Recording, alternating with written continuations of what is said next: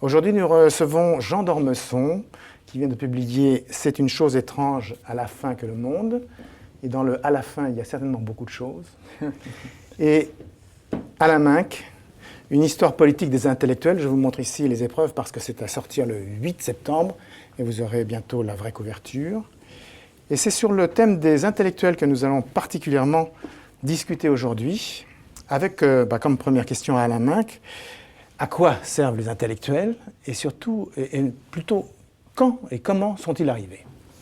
Bon, je parle avec toute la prudence du bon élève face à son professeur, donc je me méfie. L'hypothèse de départ de ce petit bouquin n'est pas de partir de la date classique qui est l'affaire Dreyfus.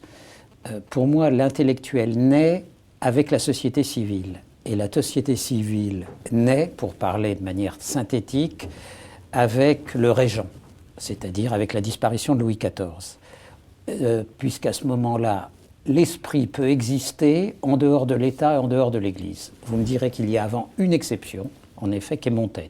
Mais c'est probablement la seule. Pour le reste, les pensants étaient ou dans l'orbite du pouvoir royal ou dans l'orbite de l'Église.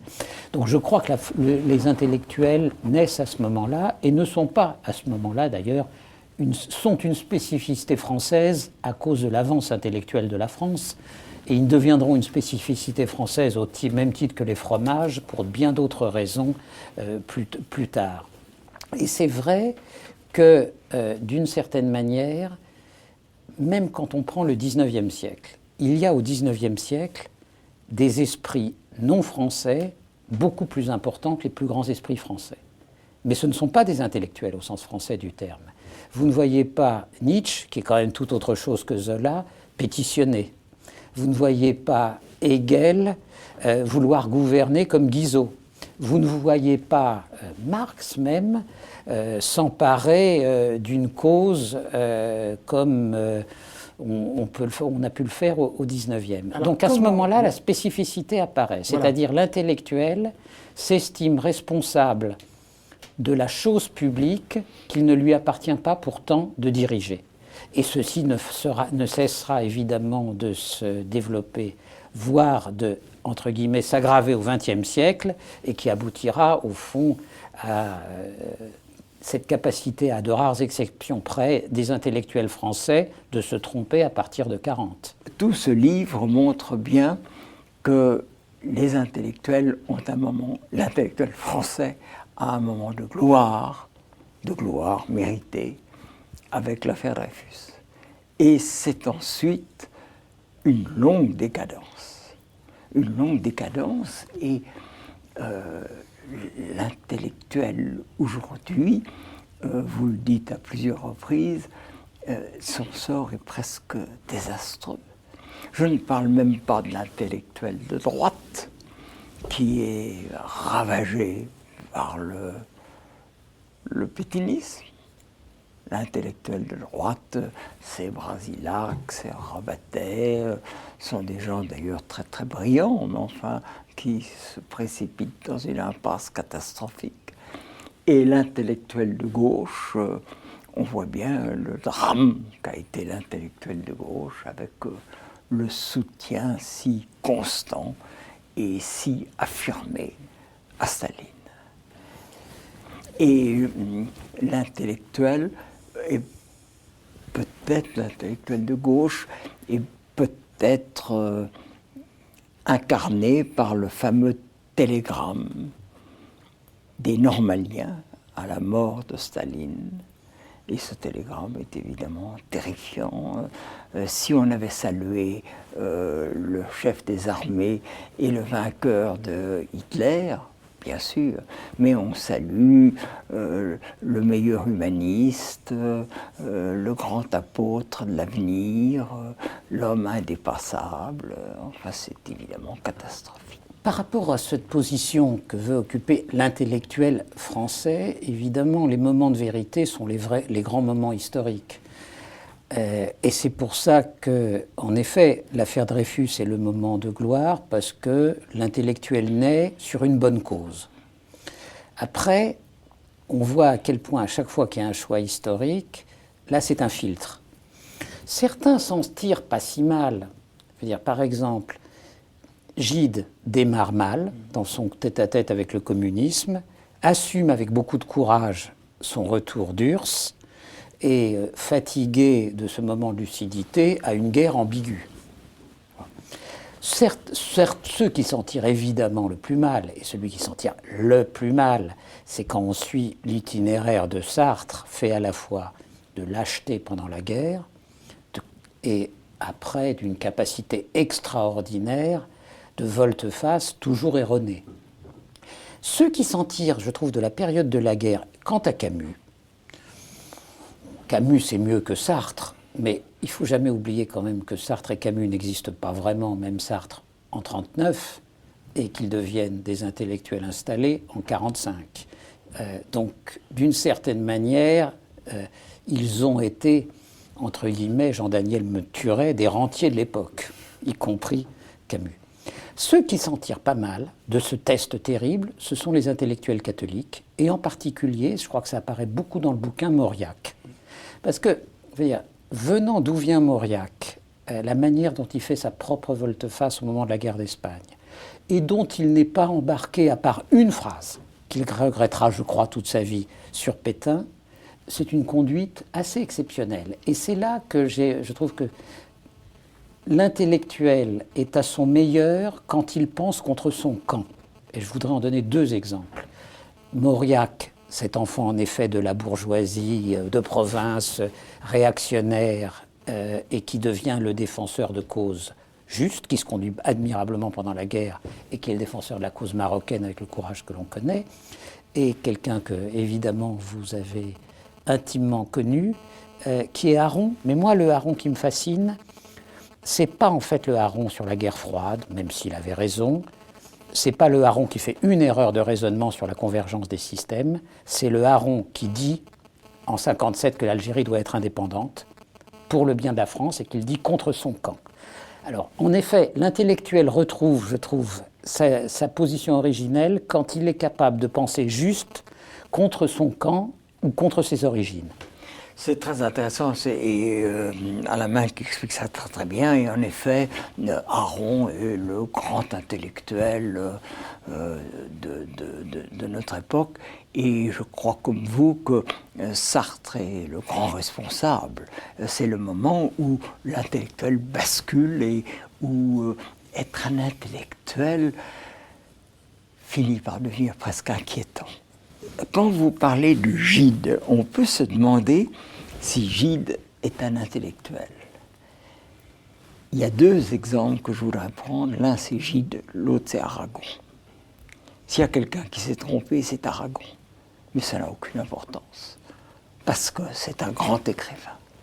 Je dirais que tout écrivain se situe entre un intellectuel et un artiste. Tout le côté artiste est évidemment éliminé de votre livre. Oui, par construction. Vous n'en parlez pas, c'est une histoire politique des intellectuels. Mais ce qui fait la grandeur de la littérature, ce n'est pas le côté intellectuel, c'est le côté artiste. Ce qui fait la grandeur de la littérature, c'est quelque chose qui n'apparaît pas dans votre livre parce que vous l'avez écarté délibérément, c'est le style. Et évidemment, Aragon s'est évidemment trompé considérablement, mais il règne par le style. Et Gide, il y a un côté chez Gide qui dépasse l'intellectuel, où il rejoint peut-être pas Nietzsche ou Hegel, mais où il sort de cette catégorie d'intellectuel pour être un grand écrivain. Et c'est ce côté, dès que vous êtes un grand écrivain, le côté intellectuel s'efface complètement. Non, je trouve que vous êtes un merveilleux avocat des écrivains, c'est normal. Je crois que, évidemment, qu'Aragon restera dans un siècle comme grand écrivain et qu'on oubliera les scories. Sauf qu'il a voulu jouer un rôle, ou il a accepté de jouer un rôle politique et intellectuel. C'est-à-dire que c'est faire preuve de beaucoup d'indulgence pour l'homme Aragon que d'oublier qu'il trône au premier rang du stalinisme, qu'il dirige jusqu'à son expiation au moment de l'invasion de la Tchécoslovaquie, qui dirige les lettres françaises comme un flic, quand même, et qu'il a choisi de le faire. C'est vrai. Et quant à Gide, quand même, Gide veut jouer un rôle politique. Gide trône dans les meetings. Quand Gide arrive en URSS, il est reçu comme l'intellectuel compagnon de route. Et puis, il a ce dévoilement. C'est un peu comme Claudel contre son pilier à Notre-Dame. Oui, les yeux de Gide s'ouvrent. Bon. Mais ils ont voulu jouer ce rôle. Oui, vous avez raison. Donc, ils en sont quand même comptables. Oui. Et sur quoi n'êtes-vous pas d'accord? Je peux le résumer peut-être dans une phrase qui, évidemment, m'a beaucoup troublé et qui résume merveilleusement tout ce qu'on est en train de dire. Alain Minc ne parle que de... Le titre est une histoire politique des intellectuels. Mais même dans une histoire politique des intellectuels, il y a un chapitre sur Malraux. J'admire beaucoup Malraux. J'ai relu récemment La condition humaine. Ça tient quand même très bien. Mais le chapitre se termine sur une phrase qui, évidemment, m'a coupé le souffle. Et cette phrase est « Malraux est un Chateaubriand qui aurait réussi ». Alors c'est là qu'est l'opposition fondamentale entre Alain Minc et moi. Non, Malraux n'est pas un Chateaubriand qui aurait réussi. La réussite, ce n'est pas l'essentiel dans la littérature. Vous me répondrez, je ne parle pas de littérature, je parle des intellectuels. Non, vous savez que j'ai écrit cette phrase pour vraiment, ça va vous amuser, pour vous faire bondir. Eh bien, vous avez réussi. J'ai pensé à vous. Ah ben, je vous félicite, vous n'y pensez jamais assez. Et bien, le but a été atteint. Et j'ai trouvé ça absolument stupéfiant. Et Malraux est un Chateaubriand réussi. Il y a quelque chose dans la littérature qui préfère l'échec à la réussite, naturellement. On voit bien que chez les intellectuels, et chez Alain Minc, qui est lui-même un intellectuel, parlant des intellectuels, ce qui compte, c'est les réseaux de pouvoir. Ce qui compte, c'est les réseaux de pouvoir. C'est pour ça qu'ils pétitionnent, c'est pour ça qu'ils luttent contre le pouvoir. Et ce qui est important en littérature, c'est exactement l'inverse. Il faut savoir perdre sa vie pour la gagner. Non, mais je suis très content de vous avoir fait bondir avec une phrase que j'ai écrite en effet en disant qu'elle vous ferait bondir. Je suis content que ce livre ait été écrit pour moi et pour me faire bondir. Vous avez parfaitement réussi. Cela dit, Chateaubriand rate sa vie politique. Oui. Ça n'est pas grave. Et alors, mais on a le droit de le dire. Alors, ce n'est pas grave. Non, c'est pas grave. Je suis d'accord, bien sûr. Je le dis, je crois, dans le chapitre sur Chateaubriand. Moi, je suis un moindre lecteur que vous de Chateaubriand, mais je le relis en boucle. Vous devez en être à votre 50e relecture et moi à ma 7e ou 8e. Mais il rate sa vie politique alors qu'il veut en avoir une. Oui, vous avez raison. Donc, et Gide aussi. Gide veut, comme vous dites très bien, pourquoi est-ce qu'il se mêle de politique? À la fin, on se dit peut-être qu'il vaut mieux ne pas trop se mêler de politique. Alors, il y a, à propos d'un intellectuel, il y a souvent chez les intellectuels une faille. Il y a une scène que je trouve fascinante, que je raconte, et je pense à laquelle vous êtes sensible, c'est la visite de Barrès sur la dépouille de Jaurès. Magnifique. Et, ce qui est une scène extraordinaire, et on se dit, au fond, on comprend pourquoi Barrès n'a pas pu jouer le rôle qu'il avait envie de jouer. Au fond, il n'était pas méchant. Eh bien, c'est Barrès qui est aujourd'hui très, très oublié. C'est vraiment, comme le dit un livre récent, c'est le prince oublié. Eh bien, c'est là qu'il est le plus grand. Oui. C'est là qu'il est le plus grand, quand il oublie ses pétitionnements et ses signes, tout ce qu'il a signé, toutes les imbécilités nationalistes qu'il a dit, et qui dit quand même Jaurès, c'était un grand homme. Il y a un vers de Lamartine, justement, qui est si beau, qui est un jour, élevez-moi, 3 petits points. Non, ne m'élevez rien. Voilà ce que c'est que la littérature, ne m'élevez rien. Et les intellectuels qui veulent tellement lutter pour le pouvoir, ils seront complètement oubliés une fois que les cadres de leur action auront été oubliés eux-mêmes et surnageront les vers de Péguy, les vers d'Aragon, les romans de Mauriac, tout ce qui relève de la littérature. La spécificité française de l'intellectuel, on l'a vu, ça vient de France, oui, magnifiquement, mais est-ce qu'elle continue, est-ce qu'elle perdure dans la mesure où dans la globalisation, la France est en perte de vitesse, est-ce que tout ça peut perdurer? C'est vrai que la culture française a une ombre portée qui se réduit, donc les intellectuels chevauchent quelque chose qui se restreint. Et deuxièmement, je crois que la globalisation, en effet, la globalisation à la fois change le champ et émiette. Il y a de moins en moins d'intellectuels. On ne voit pas apparaître aujourd'hui dans les jeunes générations, parmi les types de 30 ans, d'intellectuels au sens classique. Ça, c'est très intéressant ce que vous dites. Je me disais aussi, après avoir lu ce livre, qui encore une fois est passionnant, je me suis dit, est-ce que quelqu'un, en lisant ces livres, se dira « Ah, je voudrais devenir un intellectuel ». Mais pas un garçon et pas une fille ne se dira « Je veux devenir un intellectuel ».